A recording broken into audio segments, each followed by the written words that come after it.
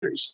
And it's very difficult to hide and blend in, which is your only defense sometimes when you're trying to hide in foreign countries where you don't match the culture or the language or the race. And so my advice to people who are thinking about moving overseas is to read that section carefully, consider the pros and cons, and last of all, don't burn all your bridges coming back to the United States. And it may well be very, very difficult. One of the reasons I also talk about my World Affairs briefing is since I track this, and I'm tracking constantly what the powers that be are doing vis-a-vis this future war that's coming, I intend my World Affairs brief to also act as a early warning mechanism to people so that they won't be stuck in one place or another where they don't want to be.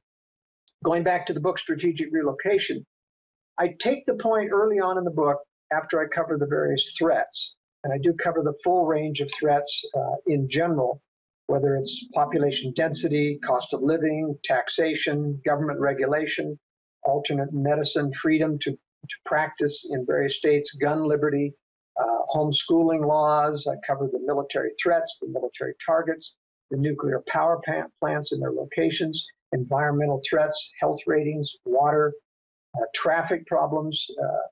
In fact, when you go to the individual states in the book, I give a rating to the states of 1 to 5 stars, and I give a breakdown, a synopsis of these first sections on the threats. I give a synopsis just in one tiny paragraph for each one of these: climate, population density, private land availability, so that you've got at your fingertips a way to compare, to put your finger on one page, one state page versus another. You can flip back and forth. You can look at the maps, which are now in color, showing all of the